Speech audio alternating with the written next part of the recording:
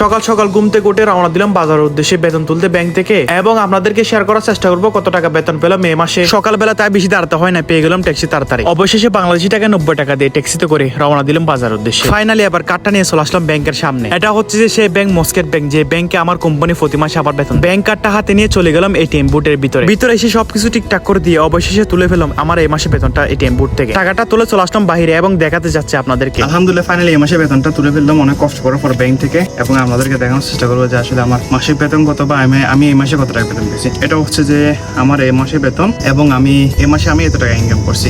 এগুলো হচ্ছে আমার এই মাসে বেতন। আমি মূলত এই মাসে বেতন পাইছি হচ্ছে 169 রিয়াল। আমার এই মাসের বেতনটা বা 169 রিয়াল হচ্ছে আমার বাংলাদেশি টাকা প্রায় 54,000 টাকা। তো এই মাসে আমি 54,000 টাকা পাইছি স্যালারি আর কি। তো আসলে আমার বেতন এতটুকু না, আমার ফিক্স বেতন হচ্ছে 150 রিয়াল, যেটা বাংলাদেশি টাকায় 48,000 টাকা। এতটুকু হচ্ছে বেতন, যেটা বাংলাদেশে 48,000 টাকা পরে ওমানি রিয়ালে 150 রিয়াল। আর এই 20 রিয়াল যেগুলো দেখছেন 19 রিয়াল, এগুলো হচ্ছে আমার ওভারটাইম আসছে। বেতন পেয়েছি, দেশে টাকা পাঠাতে হবে, তাই যাচ্ছে আবার এটিএম বুথে টাকাটা দেশে পাঠাতে। নিজের খরচের টাকাটা রেখে বাকি টাকাগুলো দেশে পাঠাই দিলাম, কারণ আমার ঘরের কাজ চলতেছে। টাকা পয়সা দেশে পাঠাই চলে আসলাম রেস্টুরেন্টে। বেতনে পেয়েছি, সকালে কিছু খাই নাই, ভালো মন্দ কিছু খেতে হবে। ভিতরে এসে আমাদের দেশীয় রুটি এবং গরুর মাংস অর্ডার দিয়ে দিলাম। অনেকদিন পরে আমাদের দেশীয় রুটি এবং গরুর মাংস পেলাম, খেয়ে নিলাম মন ভরে। নাস্তা পানি করে এবার গরমের মধ্যে রাস্তার পাশে দাঁড়ায় আছি। বাসায় যেতে ট্যাক্সি ধরতে হবে। প্রায় আধা ঘন্টা পরে পেয়ে গেলাম ট্যাক্সি, আবার রওনা দিলাম রুমের উদ্দেশ্যে। দেখেন বাইরে কি পরিমাণে গরম, গেমে কি অবস্থা হয়েছে। ফাইনালি সবকিছু শেষ করে চলে আসলাম এবার রুমের সামনে। আপনারাও ভালো থাকবেন, আমার জন্য দোয়া করবেন। আল্লাহ হাফেজ, সাবস্ক্রাইব।